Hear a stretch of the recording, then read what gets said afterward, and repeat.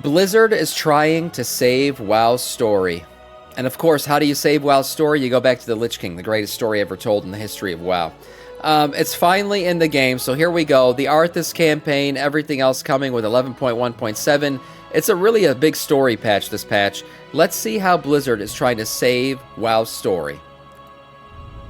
World of Warcraft's had this problem for a long time, but today Blizzard are actually introducing a solution. Now, as an example, if you don't know what's up with these guys, or this thing, you won't know what's up with the War Within's final patch, or World of Warcraft's next expansion, and you won't enjoy them as much as you should, as you could. You'll miss the detail, you'll miss the depth, and in many ways, it wouldn't be your fault. Not really. Lore is stuck in wikis, lore videos, sorry about that, and things outside the game. And when Blizzard just released another pre-purchase of a prequel book to the Midnight expansion. I was just talking about it yesterday, where like Arator and his parents go to go to find an ex-Burning Legion lieutenant who's trying to remake the Burning Legion or something. Like, this is all lore that's happening not in the game. So that's always been a problem to me. Like, lore has to happen in the game first off, because that's the main way people are experiencing the lore of World of Warcraft. Anytime lore shows up outside of the game, I always feel like, oh shit, I hope Blizzard figures out a way to do this. Do campaigns, bring it in. They're often blazingly fast, and they're in a tough spot. They can't rely on the depth of Warcraft's world because they know most people don't really have much of an idea. That then waters down the story, and that signals to you that you shouldn't really bother. But now we've actually got a proper solution. It's real interesting, and they're not doing it in a one-off way, which is why I'm actually excited. It's called Lore Walking. The beloved Lore Walker Cho is back, voiced by Jim Cummings. He's still a storyteller, and with this, Blizzard have finally found a way not just to tell you the backstory, not just to show you it, but to actually have you play it. To experience it. Nice. This will be cool. I'm actually really excited for this Lore Walker Cho stuff and everything that's coming in 11.1.7. And it is a better way to experience the story, because a lot of times even if they put it in the game, if it's just some random quest text, you know a lot of people are not going to read it. Also got a bit of a challenge for you. Give me 30 minutes, and with today's sponsor, you'll finally have the website that you've been meaning to build. So Squarespace. Oh, Squarespace. Okay, here we go. Award-winning templates, but they have developed so much as a platform lately. Design Intelligence is their mix of tools that help you access their 20 years of design experience. Yeah. Make a website, guys. Make a website. And that starts with a few questions. Once you answer those, you'll use their branch away from OnlyFans. Build your own template. Make your own site. You like it, but with use this. Use Squarespace. Right, with designer-picked fonts and color palettes, all matched to your aesthetic, and then from there, you can iterate. Yes, the voice actor for Lore Walker Cho is amazing. Integrated, and if you've just been overwhelmed in the past, or you just want to start quickly with all of your bases covered, this set of features is literally made for you. And their core platform is always growing as well. They've got native video support, so you can have a gorgeous player, you can have video gallery layouts that are all interoperable with their e-commerce tools. It's real impressive, and when I needed sites, Squarespace was my first port of call because they make it easy. So, to get started today, go to squarespace.com/BellyerGaming, check out Design Intelligence, and when you're ready to send your site live, use the man's code. Gaming for 10% off your first purchase of a site or domain. Okay, perfect. All right, back to the video. In the beginning, Warcraft started with the story being told in the in-game manual and these funny little cutscenes. And the way it worked is playing the game created a hunger. The manual say to that hunger, Chris Mattson got a little bit more power. The sequels capitalized and all that. By Warcraft 3, Blizzard built out a lot. Then World of Warcraft comes in. It blasts the lore open. It crams the world full of quest text. So for those who don't know, I mean, 4 years. 4 years is the timeline between the end of Warcraft 3 and World of Warcraft. I'm talking about 4 years in game. I don't know if it's actually 4 years. Was it 4 years in real life? I don't think so. Probably more. But you know the story. 4 years have passed since the mortal races banded together to fight push back the might of the Burning Legion. Like, you know, the line that she drops in this very cinematic. And that's the way the timeline works. And then the lore continued from there. A lot of the lore is missed on players, especially that initial Warcraft 3 lore and everything else. So getting more Lich King lore in the game, I think, is always a W. No wonder that people fell in love with it, got lost within it. But now, for example, assuming we're going to Koresh in patch 11.2, well, I hope we do. To fully appreciate that patch, you would have to know the lore from the 18-year-old quests in Netherstorm, which was part of the Burning Crusade. True. And this problem is exactly what Lore Walking solves, but not in the way that, say, Witcher 3 or Yakuza 0, two 2015 games that recap their massive stories with a big old opening recap cutscene. No, WoW's is actually better. It's a playable recap, but it's not just a rehash of old content. Lore walking is actually adding in narration, new content, and it fills in major gaps. Awesome. So with that said, let's take a look at the first version. Lorewalker Joe is finally living up to his name. You'll find him sitting in the major cities, and he'll take you through a guided tour of the past, catching you up on stories woven through WoW's years and years of questing. So, here's how it works. A lore-walking campaign is a curated selection of quests from throughout WoW's history, with a voiceover from Cho himself that basically talks to you about what is happening and why. Yeah, so we've seen this. We're getting a Zalateth storyline about how she, what happened between her and the old gods. We're getting an ethereal storyline, which I know less about right now. And then the Lich King storyline is said he was born. I love this. It was said that when he was born, the very forest of Lordaeron whispered his name. Fantastic line. But did the forest of his youth know what he would eventually grow to become? Very cool. I can't wait to play some of It's these. happening. Basically, Blizzard have found a way to take old quest lines and stories, repackage them together, and then run their modern voice line driven approach over the top of all of that. Which basically means if you don't like reading the quest text, that's Great. completely fine. Cho basically, don't have to. he doesn't literally do it for you, but if you listen to him, you get a nice story. You don't have to do all of that pesky reading. So you'll flow from quest to quest without getting a whole bunch of filler quests that back in the day would kind of confuse people, or, mixing and matching between doing a random This bit is amazing. We're gonna be fucking Arthus taking a quest from Uther. Oh my, this is freaking great, man. We're literally playing through the Anakin Skywalker Obi-Wan saga. This is gonna be so much fun. And we're in the Scarlet Monastery. Are they in the Scarlet Monastery? Oh man, I can't wait. This is just too good. mixing and matching between doing a random bit of a story, then another random bit, then Are getting they retconning Shadowlands? I wish. No, I don't think they're retconning Shadowlands. They're just going back to the beginning and kind of telling some of the story of Arthas. Now, why this is going to be important is that a lot of this Arthas Lich King lore is going to show up once we finally go to Northrend, maybe in the Last Titan or probably in the start of the end of Midnight.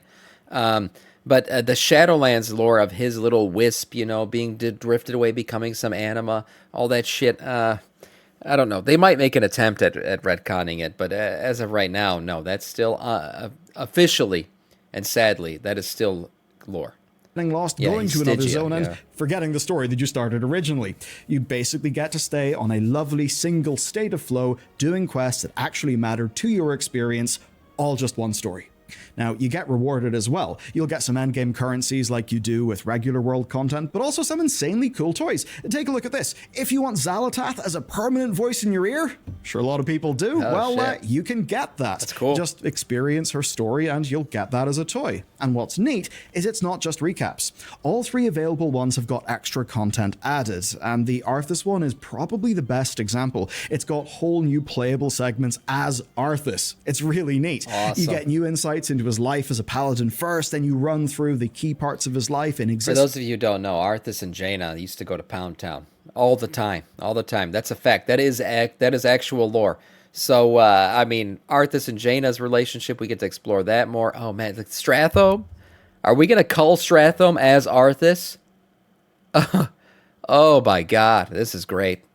quests, you experience the final showdown in Icecrown from his perspective, and it's really quite cool. It honestly feels like a prototype for something new, and hearing that, I'm this is sure really, you really cool. want to hop in and try it. It actually feels like a new experience within the game, not one that's just make your gear number go up. Pretty cool.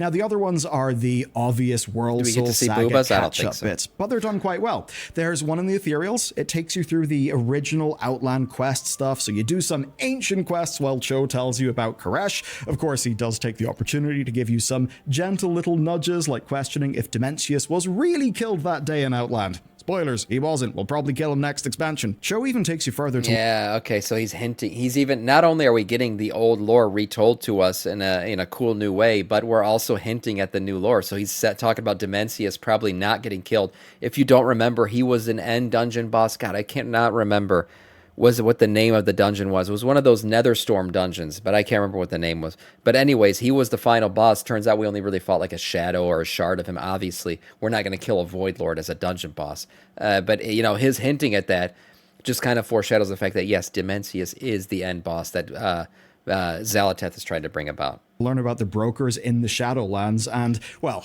we've done a whole lore video on it, but basically it's the connection between the brokers and the ethereals. It's really cool. And honestly, even just the concept of it being just a story that is, retold, but with Cho, that feels really good. I'll leave the details for you to discover. There will be an upcoming lore video and all of that stuff, but more importantly today, we need to talk about how this can save WoW's story. Yeah.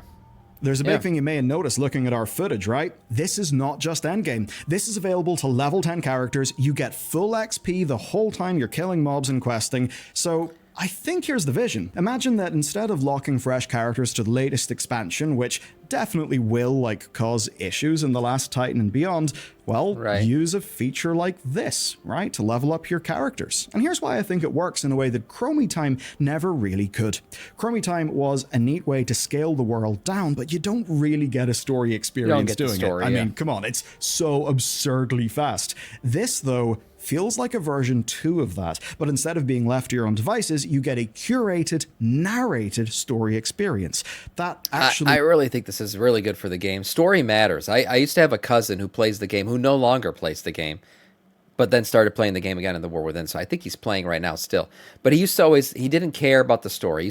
I used to talk to him about the lore all the time. I used to tell him things like, oh my god, did you see what happened with Anduin and Onyxia, and oh shit, she was the dragon. He just knew he was killing a dragon.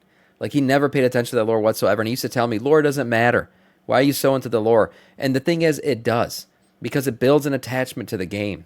Right? It's a story that you start to care about. It's a story that you want to know more about. It's a story that you become invested in, basically. So where my cousin, towards the end of what was really, I think, BFA into Shadowlands, he fell off and stopped playing the game. Do you know why I kept playing and he didn't? Because I was invested in the story. I still wanted to know, at a minimum, even if I wasn't the highest item level in the game at the time, which in Shadowlands I was, but there was times where I wasn't. I kept coming back just to play at a minimum so I could continue to keep up with the story. That was what I cared about. And that's why the story matters, because it does build commitment from your player base. It does keep people playing the game. It keeps people invested in the game. So I got to go tell my cousin, catch up on the damn story. What's wrong with you? He feels like I actually have a friend who's in medical school who still plays here and there, but he texts me all the time. He goes, hey, what's the story? What's going on in the story right now when he can't play? Because he's still committed to the story. He still wants to know what's going on. Bit of content that's worth paying for. Currently there are 3. We know there's going to be at least 1 more, and you can't imagine just picking another one and another until you're max level, all just getting brilliant story content.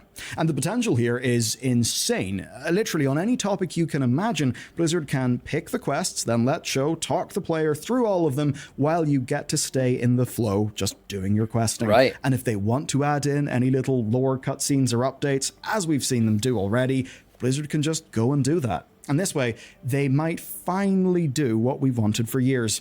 Campaigns that include the likes of raids and dungeons. I mean, with the tech they've made for story mode and this framework, it does feel like this is the start of a storytelling revamp. This is a great way to bring big events in WoW, bring them to the player, right? There's always been that problem in WoW where big events have happened off screen. Something happens off screen. Imagine the Wrathgate was a huge event in the game, but players didn't really play through it, right? The Wrathgate happens, you get there, you play up to it, you quest up to it, and then bam, cinematic happens. You see the Wrathgate, and then when the cinematic's done, you just witness the fallout of what had just happened in the cinematic. Imagine getting to play through the Wrathgate in a Lore Walker Cho story mode. How cool that would be. Imagine if we go to the Last Titan, and right, Northrend's going to be relevant again, and we get to play through a Lore Walker Cho story mode of the Wrathgate. That would be freaking amazing.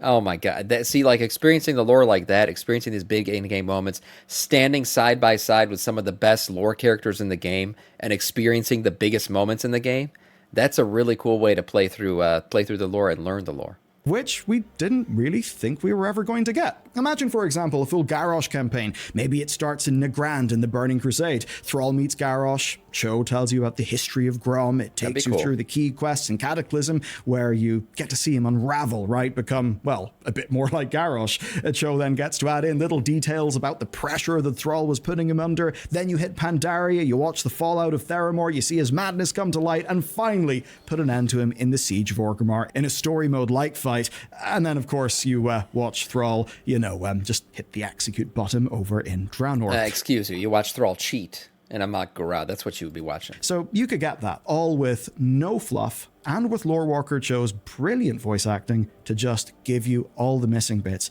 and tie it all together. Think about that in terms of new player experience. They actually get to see a full story arc happen in the world of Warcraft, as opposed to right now where they're yoked into dragonflight and don't really know what's going on with anything. And not to fully spoil a project we've been working on for quite a while. Do you really got to know what happened in Dragonflight? All you got to know is about a Ridicron. Other than that, it was like a bunch of sexy dragons doing dragony things, and they hold hands at the end. Then Viranath ends up having sex with Alexstrasza in a weird back room in the Dragonflight city, whatever the fuck it was called. So that's it. There it is. The power of friendship. Yeah, I just summarized Dragonflight for you perfectly. The only thing you got to know besides that is, Iridikron was badass. He got the Dark Heart. He gave it to Xal'atath. Bam. There. You don't need to story mode that shit. We're done. Well, but this is a real problem for World of Warcraft. Having recently leveled a fresh account for a reason you'll find out soon in a video, we just, as a team, realized that it really does suck for a new player. Dragonflight is not a bad expansion, but going from Exile's Reach to Dragonflight to the War Within is pure, insane, crazy whiplash. Yeah. Now, Holly recently talked about... And unfortunately, what happens there is the new player ends up like my cousin, where they just don't care enough about the story to stay invested in the game because they never got to experience the story. They went from a fucking crashed ship to all of a sudden this random island of dragons, these femboy dragons. They're like, what the hell? I was just fighting with a sword and a shield on a random island. Now I got all these femboy dragons running around. What's going on here? And they don't understand shit. And then they'd lose commitment to the game because they never become invested in the story. And that's important to keep them playing. Wanting to revamp the new player experience. I think this could be a fairly major great revamp. Part of yeah, that. This is a great way to do it. I think this could make the modern game story actually make sense to people. And to do that without asking for the dozens of hours that it takes to get the Lore Walker achievement. Because let's be real, a lot of the people who get the Lore Walker achievement have just... race through the quest really quickly to get the achievement. They may not actually know all of what's going on. Here, though, you get slices of WoW's best story retold with more flair and in bite-sized chunks that are understandable. For the modern day, for the modern game, that essentially sounds like a perfect thing for Blizzard to have. So, what's there is great. The promise is even better, but yeah, I'm starting to sound like a broken record, but I gotta say it. We don't always have the most faith in Blizzard following up on potential here, right? Just think about the history. Now, to their credit, they're working hard to change that perception, but the track record is a little bit spotty. Don't get me wrong, they are improving features over time. Till this day, the Culling of Strathome dungeon is probably my favorite, if not one of my favorite dungeons ever put into the game, and it was because it's such a significant piece of lore that you get to play through. It's amazing. I freaking love the Culling of Strathome. We need a Mythic Plus Culling of Strathome. That would be great. But that tends to find the most success whenever they fail a few times and then kind of start again from scratch. I suppose Imagine the timer ticking and we got to listen to fucking Mal'Ganis and Arthus go back and forth. Fear with lore walking is that it happens now and then it's kind of dropped as soon as its immediate utility goes away. Because there is a lot of immediate utility to this. Who knows if they'll have Arthus be relevant again, but as for the other two campaigns, well, the Xal'atath one explains a major part. I do think Arthus will become relevant again, because I personally think that Chris Metzen absolutely hates what fucking happened to Arthus. I really do. It's kind of sad to see, and I always pull relevancies from between Star Wars storyline and what happened in World of Warcraft 2, is because there's honestly so many parallels, it's crazy. We already know. It's very obvious that Arthus and Uther have many similarities to the relationship between Obi-Wan and Obi-Wan and Anakin Skywalker, right? And then to see the lore of Anakin Skywalker kind of get spoiled after Lucasfilms, pulled away and Disney took over, and they bring back Palpatine and all this other shit happens. You kind of spoil the Darth Vader lore. Kind of what happened with Arthus, right? Arthus's lore ended perfectly at the end of Wrath of the Lich King, and then you kind of take it and you spoil it a little bit in Shadowlands after Chris Metzen was gone. So Chris Metzen returning, I'm sure he didn't like what happened with the Arthus lore. Maybe he's going to find a way to fix it, and maybe this is the beginning of that. But overall, it's just sad to see what happened to one of the best lore characters in the game. That's true. part of the main villain right now. I actually agree with Sam on the something. ethereal Yeah. stuff almost certainly explains. Well, what happens basically is you get a new writer in, and this writer has his own ego. So what does he have to do to write a new story? He piggybacks off of the name, the brand that was built before him, and then destroys that brand so he can build his own, because inside he really knows he's never going to be able to write a story as good as the one that came before him. So what does he have to do to write his story? Destroy the story that came before him. It's sad. It's sad, but it's like an ego writing trip. It happens in a lot of different franchises. The next patch, you can see there's an obvious utility there. It so did. The Yeah, fear Palpatine is that returning was Blizzard fucking garbage. won't really make these for the sake of making them. That does concern me a little bit, but I only fear that because of Lore Walking's promise that it could finally solve the problem with World of Warcraft's lore, to take what is not in WoW and actually put it in WoW. And this includes countless huge moments, character stories that people would enjoy, vocal performances that could cut through and actually rebuild people's emotional connection with Warcraft. Now, so far, there are 3 in-game: Xalatath, Ethereals, and the Arthus stuff. And there is data mining as well. That data mining points to there being a 4th, Quel'Thalas. Now, that's where Midnight, I'm our very next excited expansion, for is going to be the set. revamp of And if Blizzard Silvermoon. gets these right, it will be properly exciting. I mean, people love Final Fantasy XIV for its stories, both the MSQ and one-off stuff. And not just because it's Final Fantasy and people think about, like, Final Fantasy and narrative. No, because it tends to be really good, and they've come to expect it with new patches. So, Blizzard, Damn, that was a big you dick can shield. actually rebuild the narrative credibility. You can imbue all the gamey elements of WoW that we have fun playing with a new sense of meaning by getting people back into the narrative. And I think in doing so, Blizzard will get more bang for their buck. They'll turn fair-weather Definitely. players into emotionally invested fans. 100%. And if they want this franchise to be around for the long haul, that's what they need to do. I think this system is a perfect way to do that. And I mean, hey, you can actually say to somebody, maybe you want to get your friend into World of Warcraft and they know about the Lich King. You'll be able to say, oh, well, actually, when you make a new character, you can play through the Lich King storyline in this new thing they added. That actually could hook a new player into the game. I think it Yes. could be pretty big. So let me know what you think. What stories do you think they should cover? And if you just can't wait for the real juicy lore, check out this video on Xalatath and the really cool things that we've learned about her. Yeah, awesome.